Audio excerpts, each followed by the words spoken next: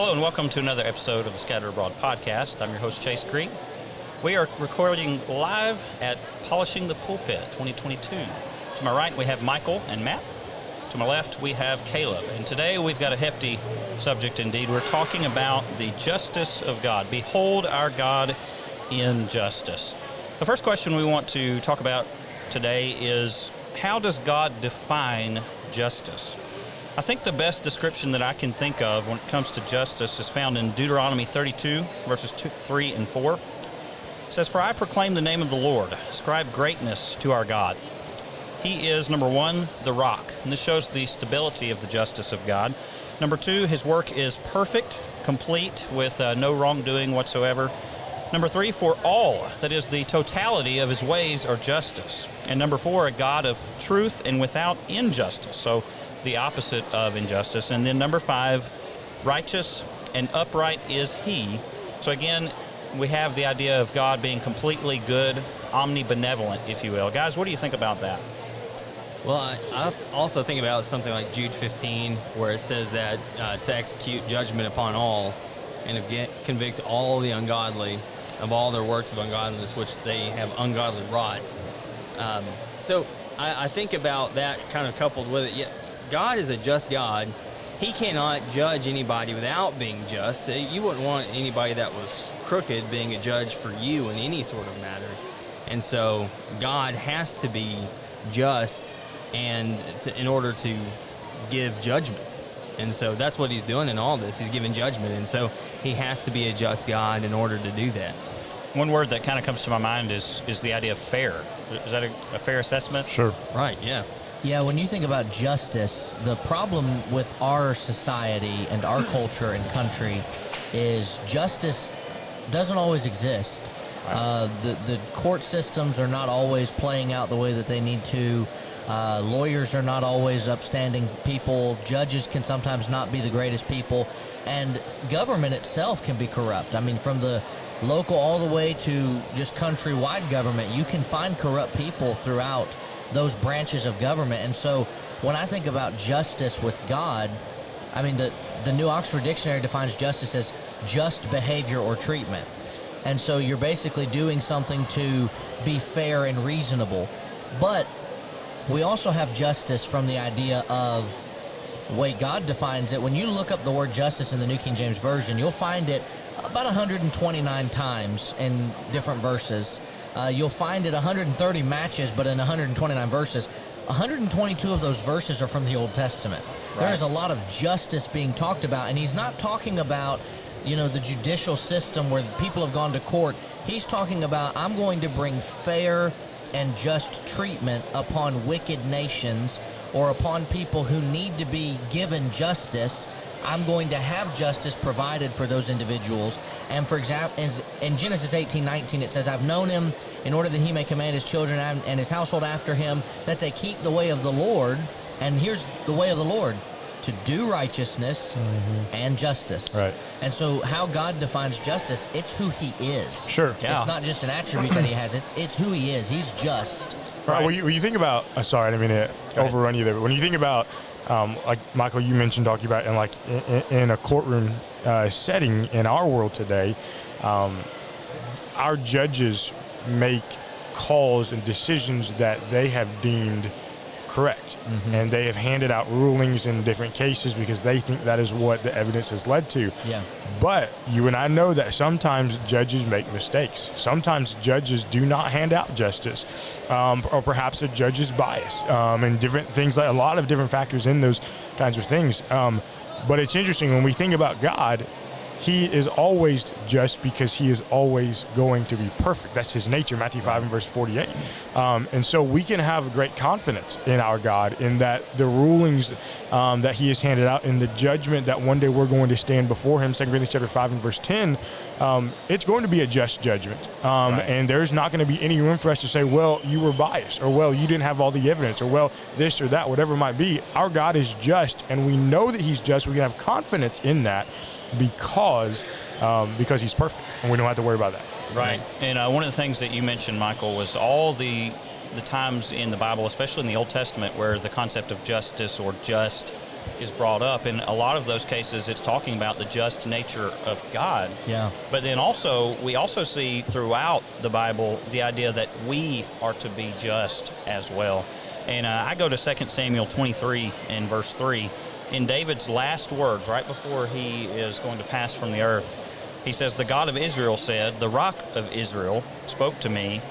He who rules over men must be just, ruling in the fear of God." So when we talk about just rulers in the higher authorities, we have to understand that God expects them to rule justly. He expects them to rule fairly, and as you mentioned, there's so much injustice in the world around us, and we see people messing that up, but God demands the right, justice. Yeah, in Deuteronomy 16, verses 18 through 20, there is a section on justice, and this is what they're told to do.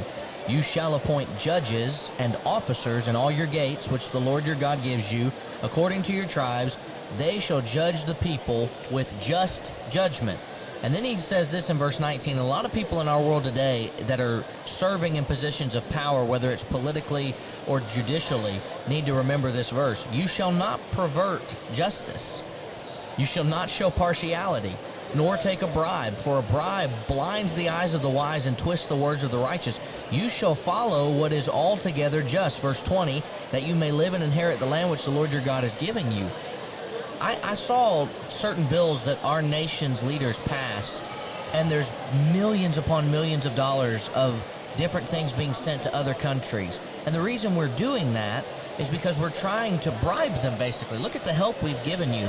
Meanwhile, our own people are suffering. Our own people, frontline workers, were struggling during COVID, and no relief was really given to them. Nothing was done. That's not justice. Right. Justice is not giving money to every single person that is around you and saying, "Hey, we gave you this, now you've got to help us." God says, don't pervert justice. Don't pervert being looked at by the people as being a just judge. Because if I can see a crookedness in the justice system today, if I can see a problem with all of the things that are going on, then what I know is that I can't trust anything else. And it makes everything else tainted. It's just like we often say with lying. If you tell me a lie, everything else that comes out of your mouth is going to be hard for me to know what's true and what's not. That's not my problem. That's your problem for the lie. If I look at something in our justice system and say, I'm not sure it's just, it's not God's fault. It's their fault. Right. They're the ones that have become corrupt. And if we would remember, though it's in the Old Testament, Deuteronomy 16, 18 through 20, that'll preach big time today. Big time. We need more just judges in our justice system, more just people serving in political positions of power to help our country. Right, right. Well, you think about when we talk about justice from the human perspective, why did God give us the higher powers, the ruling authorities? He did it so that there could be punishment of evildoers. And we need to understand that the just nature of God demands punishment of evildoers. If God were to just bear with and put up with evil, then what would that make God? That would make him cease to be all good if he's just okay with evil. So therefore, evil demands to be punished. Well, the same thing is the case with the ruling authorities today. They exist so that evildoers will be punished. And I think it talks about this in is it Romans chapter 13? Governments do not bear the sword in vain, etc. And so we need to understand, the bottom line when it comes to justice is there's a problem called sin. There's a problem called evil, and because we have sin, we have evil. Therefore, there has to be punishment. Absolutely. Yeah. In Romans chapter 13 that you're just describing, it talks about how that the government is actually there for the people to protect the people. Now, is that always the case? Well, no. But, that's what it's supposed to be for. It's supposed to be for the people. And but that, of course, there's another aspect of that too, is that there are some people who don't like justice, and the reason for it is because they're not living right. In Proverbs 28 and verse 5, it mentions this very thing: evil men understand not justice, but they that seek Jehovah understand all things. We if we're trying to do the right thing, then we're going to understand what justice is about. But we're going to think that we're being cheated all the time if we're doing the wrong things. We're going to be in a bad spot. Right.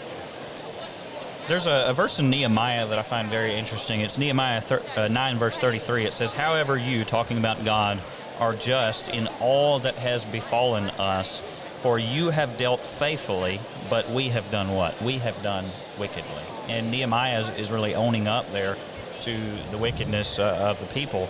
The context, verse 3, says that for a 1/4 of the day, 6 hours, they read from the book of the law, and another 1/4 of the day they confessed their sins and worshiped God.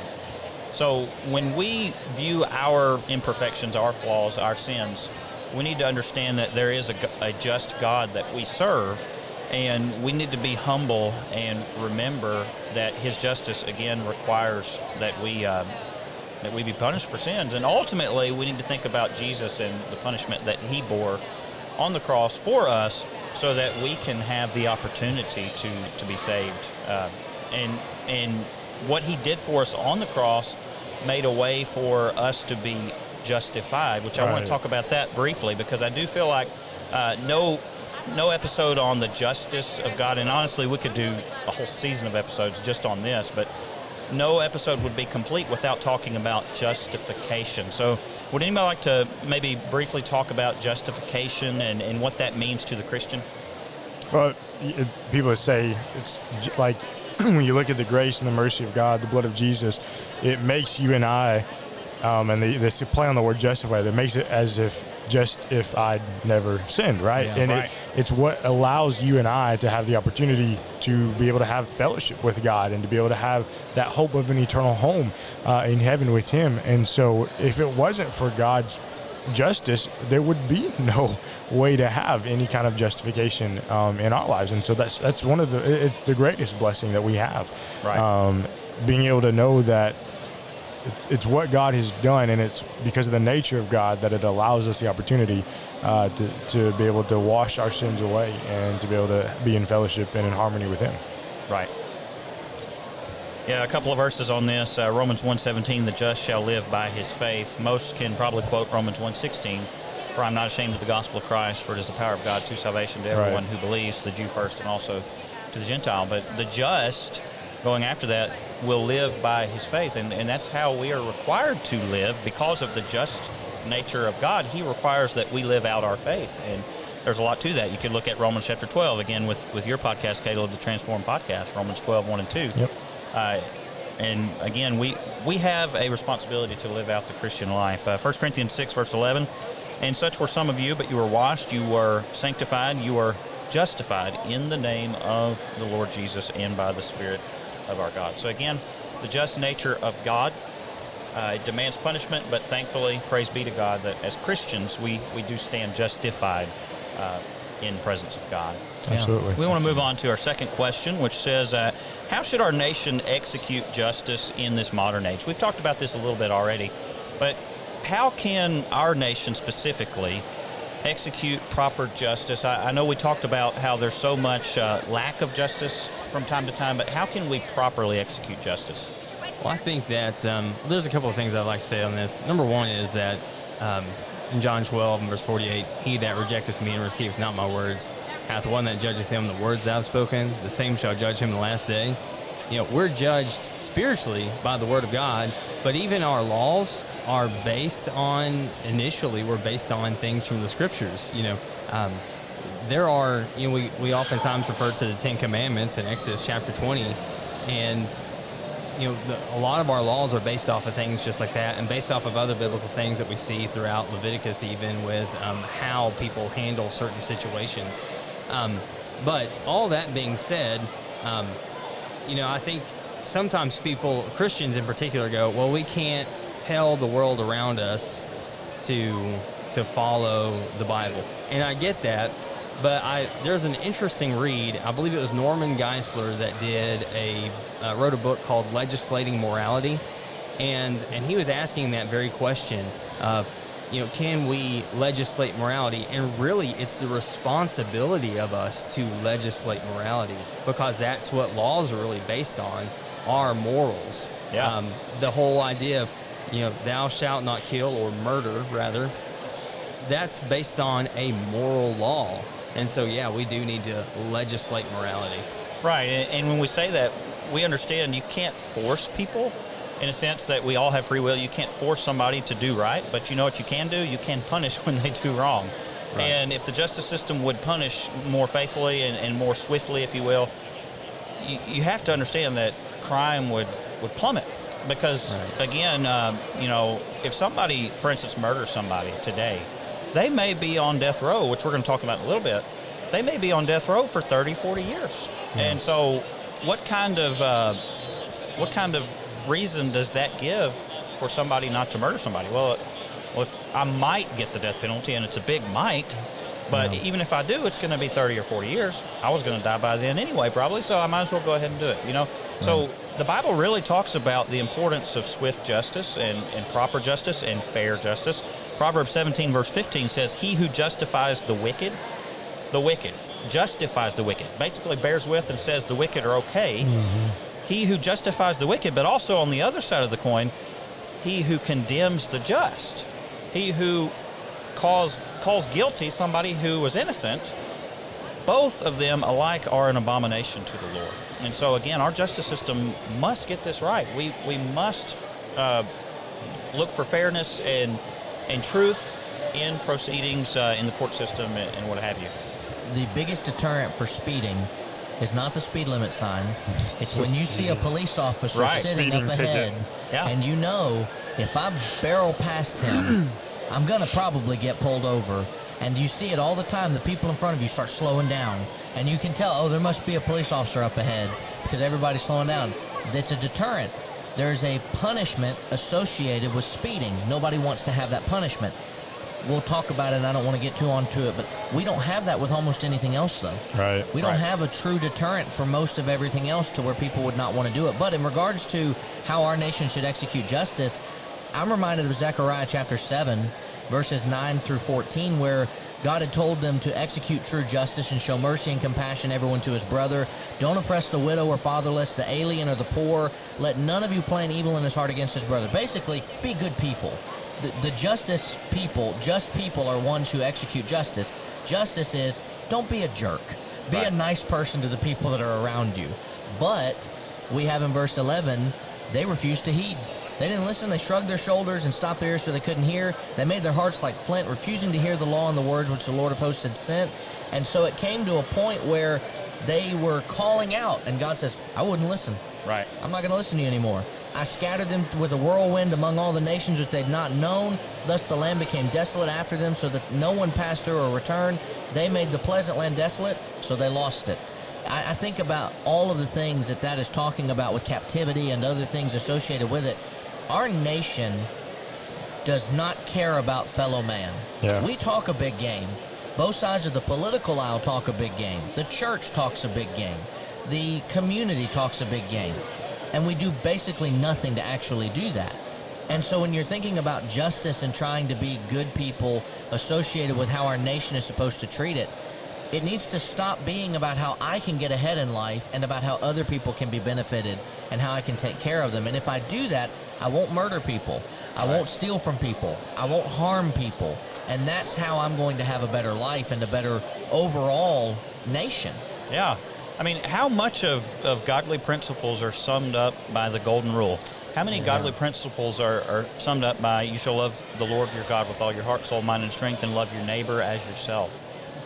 All of it's contained within these concepts. And unfortunately, we live in a society that basically is every man for himself. Yeah. And you get into injustice. A lot of times that's what it boils down to. It's what can I do? What can I gain from this bribe so that injustice is performed instead of justice, maybe in a court type situation or what have you. You mentioned speeding on the highway. Yeah. How many times have you been driving down the highway and flow of traffic or what have you, maybe you're going a little too fast, and then you see that person in front of you tap their brakes, and you know what that means, and you better slow down because you see that the enforcer is over the hill. And the same is true with God. We need to understand that He is always there, and He's always watching, He's always enforcing, and sometimes we need to hit the brakes. We need to check ourselves and make sure that we're living within His will. Right. So, What about this? Does God ever give justification for capital punishment in Yes. the Bible? Yes. Yes. Next question. No. But Right. In all honesty, I want to cover this. I know you've got something from the Old Testament. I want to cover this from the New Testament, and I'm going to get a little heated about this because I get very upset with the notion that Jesus was against capital punishment because he told Peter to put away his sword. Can I just? We're all friends here, and I know you know where I'm coming from with this. That is one of the most illogical statements that members of the Lord's body can make. And here's why. Number one, Peter had a sword. Yeah. End of discussion. If And, it was and wrong, who asked him to go buy one? Who asked him to go buy another one? in Luke chapter 22 and verse 38, Peter says, Lord, look, here's 2 swords. And Jesus says, that's enough. Yeah. That's good. Yep. That would have been the time for Jesus to say, what is wrong with you? Yeah. Right. Peter, yeah. do you not understand? You're not supposed to. And the fact that Peter was able to draw a sword and slice off an ear, and he's probably, as we've all heard before, he's probably not aiming for the ear. Right. Fishermen weren't known for Yeah. their swordsmanship. And so he's trying to probably protect Jesus' life, and Jesus says, put away your sword. And then people have taken that verse and said, see, God's against protecting yourself. Well, if someone breaks into my house, I am the capital punishment. Right. I am the punishment that can take place that night. Jesus told his disciples they could carry a sword, and I have a right to defend myself, and so should the nation. Think Absolutely. about how illogical that is. If I can defend myself because Jesus allowed me to have a sword, why can't the nation defend itself from some of the vilest offenders of the law? And people that, like you mentioned earlier, they sit on death row, and we fund their life for the remainder of their days, and they get the death penalty. It's old age, or they get maybe killed in prison. I know John Wayne Gacy is a very notorious serial killer. He was stabbed in his cell. Jeffrey Dahmer's one that we know that was also stabbed in his cell, though he was a Christian. He was an individual who had become a Christian. But that's, if you don't die from capital punishment, you either die from another inmate or you die of old age. Or in some unfortunate cases, as I know of one situation where a drunk driver tragically ran down a family and killed their 2-year-old, he got out after 9 years because of the way the prison system worked. You could basically stack up days off your sentence by doing certain things. He did that, and he got out after murdering a 2-year-old. That's sick. Our nation is wrong when it comes to capital punishment, and it's very simple. If I can protect myself, the nation can protect itself too. That's my soapbox. I'm hopping off now and letting you guys continue the thought. Next question. So the Second Amendment. No, I'm just kidding. No, that's really good points, and it's a far cry from justice when you see people who do such atrocities such as that you mentioned, and yet they get off lightly, you know. Right. And we do see that very often, though, and we wonder why the crime rates are as high as they are. And I think it's good to point out here, too, that even though, and of course, you know, we don't even have to go into the Old Testament and talk about all the stoning and all those kind of things, but God doesn't really want this. This is justice, but God doesn't even want this for the people that are doing it. He doesn't enjoy it. No. Right. In Ezekiel 33 and verse 11 it says, "Say unto them, as I live, saith the Lord Jehovah, I have no pleasure in the death of the wicked, Right. but that the wicked turn from his way and live. Turn ye from your evil ways, for why will ye die, O house of Israel?" Yep. But at the same time, again, God's just nature Right. demands punishment. Right. And, Absolutely. And so he doesn't glory in it. He doesn't enjoy the fact that he's punishing, but he does do it because of his justness. And Right.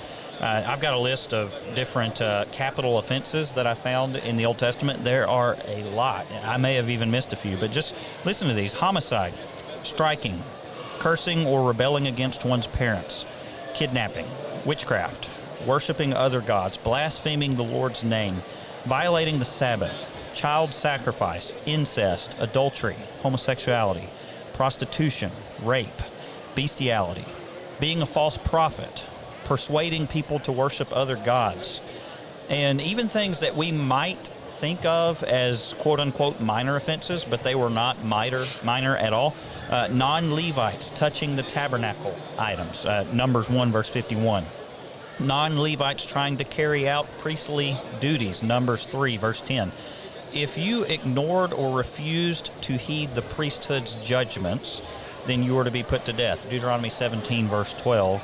Bearing false witness to try to get someone else put to death, would bring the death penalty upon the false witness. Deuteronomy 19, verses 16 through 21.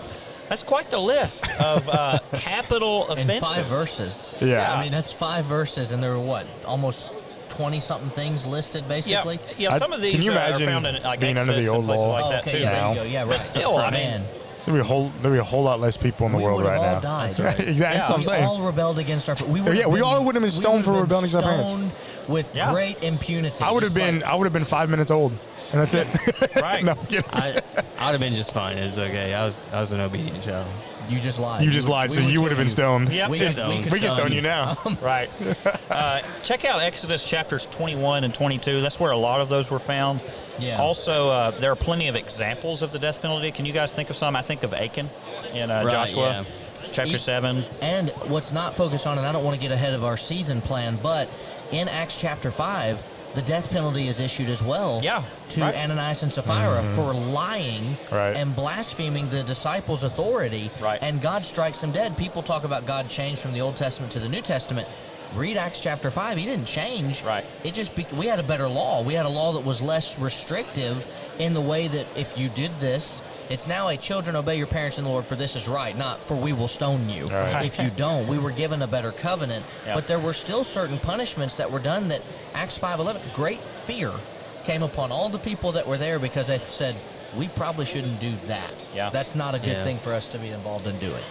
One of the things that I think we forget sometimes is just because this was written in the Pentateuch, for instance, doesn't mean the Israelites were always following it like they were supposed to. A lot of times they didn't, and they reaped the consequences of that later on when you had rebellious generations arising that did not know the Lord. Just look at the book of Judges, for instance. Right. But yeah, there's all kinds of examples. Uzzah is one that you kind of feel for him because it seems like You he had- feel bad for him. Yeah, And it's interesting, even later on, it talks about how David was angry. He was Right. mad.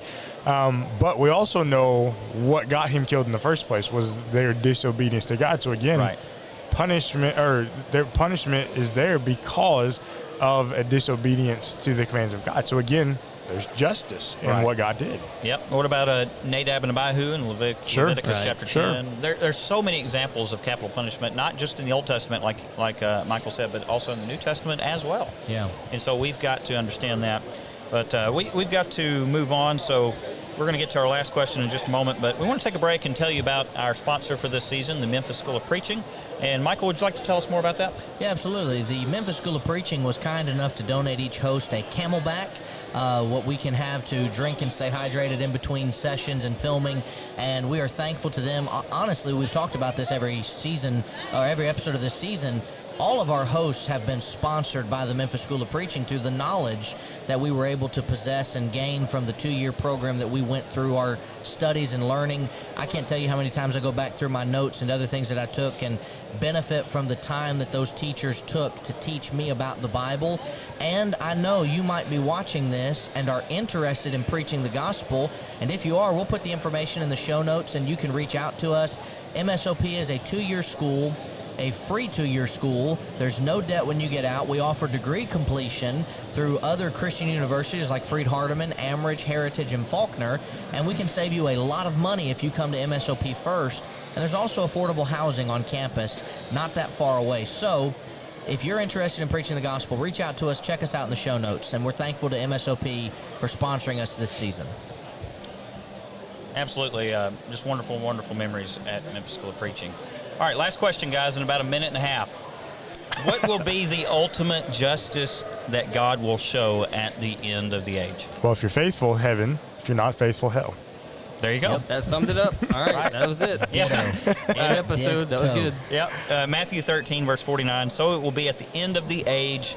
The angels will come forth, separate the wicked from among the just. I think of Matthew chapter 25. What is Christ going to do on the judgment day? He's going to part. He's going to part the sheep from the goats. The sheep will go on the right hand of God. The goats on the left. The goats into everlasting destruction. The sheep into the joy of the Lord. So that's going to happen on the day of judgment. So, We appreciate you for tuning in to this episode of the Scattered Abroad podcast. Go and check out all of our podcasts at scatteredabroad.org. Check out our master feed in the app store of your choosing, and you can listen to all the various podcasts that we have each day of the week. Thank you for tuning in to this episode. Tune in next month for another episode of the Scattered Abroad podcast.